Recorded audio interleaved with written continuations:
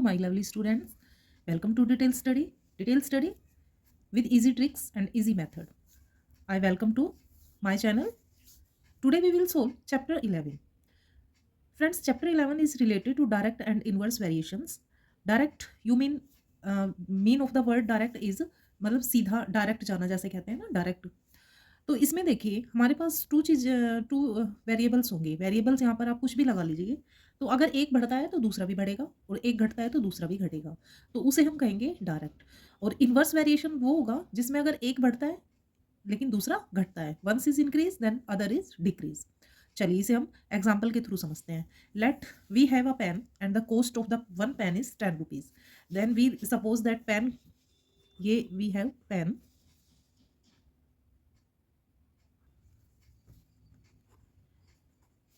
and the cost. One pen and the cost is 10 rupees. Two pen cost will 20 rupees. Three pen cost will 30 rupees. Four pen cost will 40 rupees. Five pen cost will 50 rupees. तो देखिए अब देखने से ही हमें पता चल जा रहा है कि 1 2 3 4 ये इंक्रीजिंग ऑर्डर में है।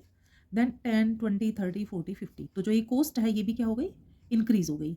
तो इसे हम लेट कर लेते हैं x और इसे हम लेट कर लेते हैं y। तो x is increasing then y is also increasing. देखिए x is increase then y is also increase. तो इस तरह की कंडीशन जब हमें किसी क्वेश्चन में मिलेगी तो वह डायरेक्ट प्रोपोर्शन होगा या डायरेक्ट इनवर्स होगा, सॉरी डायरेक्ट वेरिएशन होगा। अब हम करते हैं इनवर्स वेरिएशन या इनडायरेक्ट वेरिएशन, इसको इनडायरेक्ट भी कह सकते हैं। तो इनडायरेक्ट वेरिएशन में अभी मैंने आपको थोड़ा सा एग्जांपल दिया था कि जिसमें अगर x इंक्रीज होता है तो y डिक्रीज होगा और y डिक्रीज होता है तो x इंक्रीज होगा, यानी अपोजिट होगा, सेम डायरेक्शन में वो नहीं जाएंगे। जैसे कि स्वीट्स 20 स्वीट्स हैं एंड बॉयज या चिल्ड्रन कुछ भी आप लिख सकते हैं। We have 20 sweets and boys is 1। ठीक है, तो if boys are 2 then sweets will be distribute 10। ठीक है, and boys are 4 then sweets will be 5। यानी कि अगर मान लीजिए कि 20 स्वीट्स आपके पास और आपने किसी एक बच्चे को देनी है तो आप सारे उसको दे दोगे, ठीक है। लेकिन अगर 2 बॉयज आ गए तो वो स्वीट्स क्या हो जाएगी, 10 डिस्ट्रीब्यूट होगी। तो number of boys is increasing but number of sweets is decreasing. यहाँ पर समझने वाली ये बात होगी, ठीक है, कि बॉयज का नंबर जो है वो बढ़ रहा है लेकिन स्वीट्स का नंबर जो है वो डिक्रीज हो रहा है। तो इसलिए ये क्या होगा, inverse variation. I hope you understand. अगर हम इसे x लेते हैं और इसे हम y लेते हैं तो देखिए x is decrease then y is increase. तो इस तरह के एरो जब हमें मिलते हैं तो वो इनवर्स वेरिएशन होता है। और दोनों अगर अपर की तरफ जा रहे हैं या डाउन की ओर जाते हैं तो वो कंडीशन डायरेक्ट वेरिएशन की होती है। सबसे पहले हमें किसी भी वेरिएशन को आइडेंटिफाई करना है कि ये डायरेक्ट है या इनवर्स है। ऐसा इसलिए भी है गाइस क्योंकि अभी आपके पास तो 11.1 और 11.2 दो अलग अलग एक्सरसाइज है। तो हमें ये पता चल जाता है कि 11.1 में हमने क्या करना है कि डायरेक्ट वेरिएशन करना है और 11.b में या 2 में जो करना है वो हमने इनवर्स वेरिएशन करना है। बट इन द एग्जाम में जो क्वेश्चन पेपर होगा उसमें ऐसा नहीं होगा, उसमें मिक्स क्वेश्चंस आएंगे। तो आप कंफ्यूज ना हो, तो सबसे पहले हमने आइडेंटिफाई करना है कि डायरेक्ट और इनवर्स वेरिएशन क्या होते हैं। तो I hope you will understand by this table कि if x and y are going in same way, increase or decrease, then it will be direct variation. If x and y are going in opposite direction, if one is increase then other is decrease, one is decrease then other is increase, in this case it will be inverse variation। Okay, चलिए next topic पे चलते हैं। अब देखिए direct inverse में जो होता है वो प्रोपोर्शनल होता है x upon y is equal to k। हमने ये लर्न करना है सिर्फ। k यहाँ पर क्या है, k यहाँ पर कॉन्स्टेंट वैल्यू है। के कॉन्स्टेंट वैल्यू कैसे है ये मैं भी आपको समझाती हूँ। जबकि हमें इनवर्स वेरिएशन में x y is equal to k, ये लर्न रखना है। ये इसका फॉर्मूला भी आप कह सकते हो, ठीक है। ये जो है इसका डायरेक्ट इनवर्स का, सॉरी डायरेक्ट वेरिएशन का, और ये जो है वो इनवर्स वेरिएशन का फॉर्मूला भी हम कह सकते हैं। हमने सिर्फ ये याद रखना है कि डायरेक्ट में हमने x upon y is equal to k and inverse में x y is equal to k, ये फॉर्मूला हमने याद रखना है। फर्स्ट स्टेप में हमने आइडेंटिफिकेशन करना है, सेकंड स्टेप में हमने फॉर्मूला याद करना है। अब देखिए फॉर्मूला अप्लाई कैसे होता है वो देख लेते हैं। एक्स वाई हमने ये लिखा है ना, तो इसी के अकॉर्डिंग चलेंगे। देखिए एक्स यानी 1 एंड वाई हमें मिला है 10। अब ये क्या आएगा, अगर इसे हम कैलकुलेट करते हैं तो 1/10 ही आएगा। तो जो ये 1/10 है ये ही इसका के है, यानी कॉन्स्टेंट वैल्यू है। अब सेकंड बॉक्स पे जाते हैं, तो उधर हमें मिला है 2/20, इसे कैंसिल कर देंगे तो ये भी आ जाएगा 1/10, ये के है।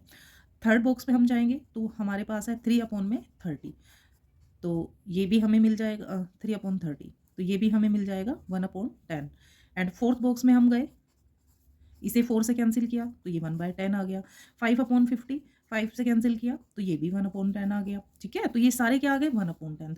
तो जो ये वैल्यू है ये सिमिलर है, सब में कॉन्स्टेंट है, इट इज नॉट चेंजेबल, इसीलिए हम इसको प्रोपोर्शन भी कहते हैं। ये डायरेक्ट प्रोपोर्शन तभी होगा जब ये सेम वैल्यूज आएंगी, और सेम वैल्यूज हमने कैसे निकालनी है, x/y करके। तो जो k है वो क्या है, इस क्वेश्चन में कांस्टेंट वैल्यू क्या है फ्रेंड्स, इस क्वेश्चन में कांस्टेंट वैल्यू है 1/10। तो हमारा k जो है वो क्या है 1/10। तो अगर ये फॉर्मूला लिखा है, आपने टीचर्स ने लिखवाया है, समझाया है, तो k is the constant value, means the same value to calculate the boxes या variations. Now other hand inverse variation का फॉर्मूला है x y is equal to k. तो देखिए एक्स वाई करके देखते हैं हम, फर्स्ट बॉक्स में मल्टीप्लाई कर लेते हैं, 20 multiply 1 we will get 20, it is the k. Second box 10 into 2 it will also 20, third box 5 into 4 is it also 20। ठीक है, अब इसको ऐसे भी कर सकते हैं कि अगर 4 है, 4 चिल्ड्रन 5 हो जाते हैं तो फिर उनको 4 स्वीट्स मिलेगी। ठीक है, तो 4 चिल्ड्रन स्वीट्स एंड 5 बॉयज़ में डिस्ट्रीब्यूट होगी। तो इस तरह से, तो देखिए ये सब क्या है, इसकी वैल्यू क्या आई है, सबकी सेम आई है ना।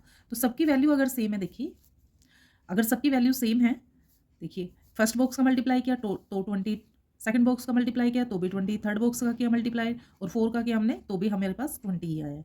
तो इस तरह से ये सारे इज इक्वल आ गए, जैसे कि इसमें ये सारे इक्वल आए थे लाइक दिस। तो ये जो है हमारे पास 20 ये इसका k है, कांस्टेंट वैल्यू। तो अगर हम x और y को मल्टीप्लाई करेंगे तो हमें k मिलेगा, यानी कि कांस्टेंट वैल्यू मिलेगी। ठीक है गाइस, और कांस्टेंट वैल्यू से ही हमारा क्वेश्चन सोल्व होता है। तो I hope you will be understand the introduction of direct and inverse variations. Exercise में हम इनको अलग अलग अप्लाई करेंगे और क्वेश्चंस का सोल्यूशन करेंगे। अभी हमने याद रखने वाली इसमें से हमें 3 चीज़ें मिली हैं। पहला हमने आइडेंटिफिकेशन करना होता है डायरेक्ट वेरिएशन और इनवर्स वेरिएशन को, सेम डायरेक्शन में going are the x and y then is direct variation, and opposite sides में अगर जा रहे हैं एक्स और वाई तो होगा इनवर्स वेरिएशन। ये इन दोनों का फॉर्मूला हो गया। जब भी हमने डायरेक्ट वेरिएशन का क्वेश्चन सोल्व करना है तो x/y इज इक्वल के को ध्यान में रखना है, और इनवर्स वेरिएशन का क्वेश्चन अगर हमें सोल्व करना है तो हमें x/y इज इक्वल टू के को लर्न रखना है। अब के मीन्स मैंने आपको समझा दिया है कि इनको कैलकुलेट करके जब ये जो एक सिमिलर वैल्यू जो आती है वो के होती है, ये स्टेबल होती है, ये चेंजेबल नहीं होती है। और लाइक दिस इनवर्स वेरिएशंस में भी जब हम इनका मल्टीप्लाई करते हैं, क्योंकि हमारे फॉर्मूले में मल्टीप्लाई किया गया एक्स और वाई का, तो हम एक्स वाई इन सबका मल्टीप्लाई करेंगे तो हमें एक सेम वैल्यू मिलती है, सेम वैल्यू ही कांस्टेंट वैल्यू यानी कि के होती है। तो formula I hope you will have been learn. तो मिलते हैं अब नेक्स्ट वीडियो में क्वेश्चन सॉल्यूशन के साथ, हम इनका यूज़ करेंगे फॉर्मूलाज का। फॉलो करते रहिए मेरे चैनल को, और मिलते हैं नेक्स्ट वीडियो में। Thank you to watching my video. Bye bye students, take care.